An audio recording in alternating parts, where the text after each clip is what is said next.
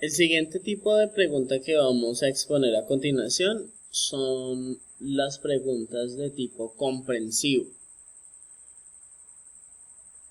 Antes de iniciar, vamos a definir qué significa preguntas de índole comprensiva o de tipo comprensivo. El estudiante entiende el sentido global de todas las afirmaciones dentro de un texto.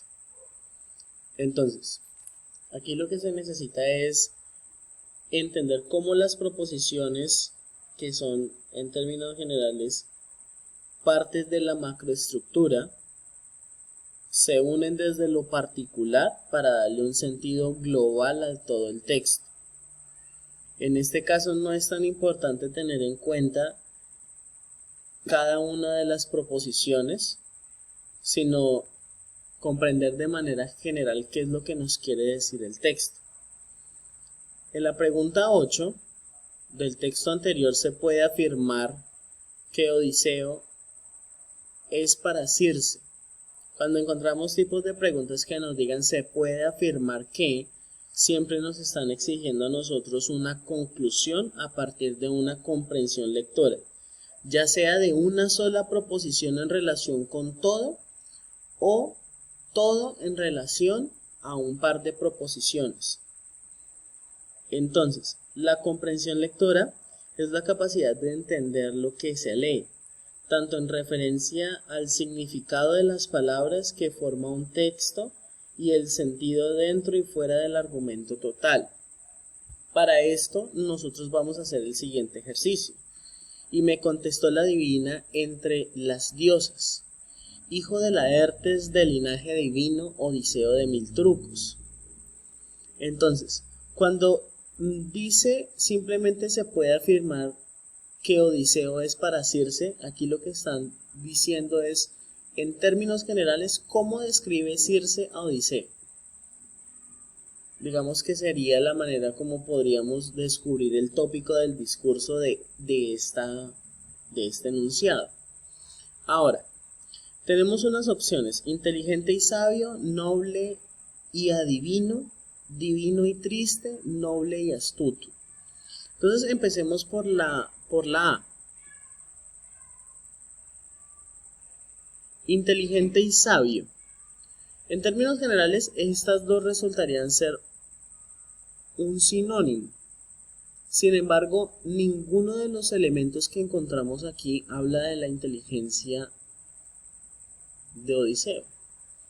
Más bien hablan de la astucia de Odiseo, porque lo llaman Odiseo de mil trucos.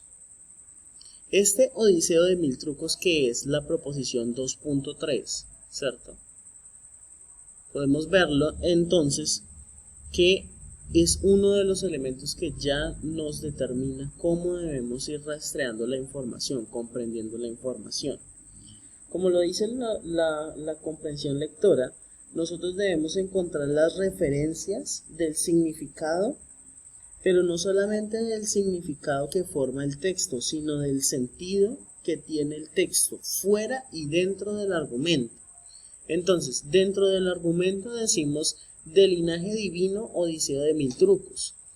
Eso quiere decir dentro del argumento interno que este hombre tiene una ascendencia divina, o sea, según el texto, procede de los dioses, y además que Odiseo es de mil trucos. Solo el que tiene trucos es astuto, es rápido, tiene procesos de pensamiento rápidos. Entonces, entender de una vez que la C, vamos en la opción C, que nos dice divino y triste.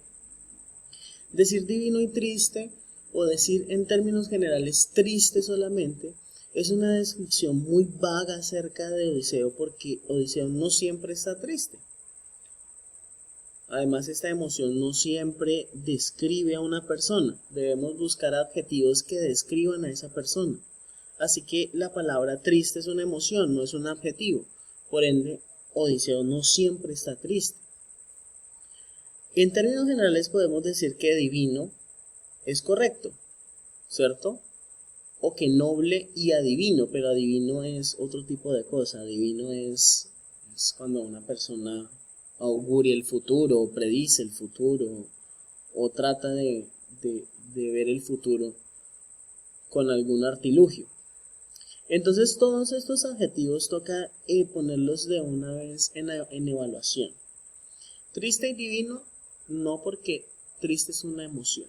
Inteligente y sabio, no, porque en términos generales resultarían ser un sinónimo. Noble y adivino, en un inicio noble es correcto, pero adivino es una palabra que está fuera de contexto. Ahora, ¿por qué decimos que Odiseo es noble? Porque todas las personas en la antigüedad que venían de un linaje especial, podríamos decir del linaje de los reyes, se llamaban nobles, ¿cierto? Y esto sucedía debido a que eran considerados personas con un tipo de representación divina diferente, podríamos decirlo así. Digamos que no habría maldad, no habría mácula dentro de esa persona, ¿cierto? Tenemos dentro de la palabra noble algunos significados importantes, como que carece de maldad, que no tiene doble intención, que es de buena fe. Entonces, en términos generales, esta palabra noble distinguía la realeza. Así que llamar a Odiseo de linaje divino, y haciendo entonces el mencionamiento, ¿no? Hijo de Laertes, de linaje divino, Odiseo de mil trucos. Estos dos elementos son los que determinan en términos generales qué es lo que nos quiere decir la pregunta. Entonces, veamos la relación que existe entre el enunciado, entre las microestructuras y entre las respuestas, que en términos generales serían los tópicos del discurso, ¿cierto?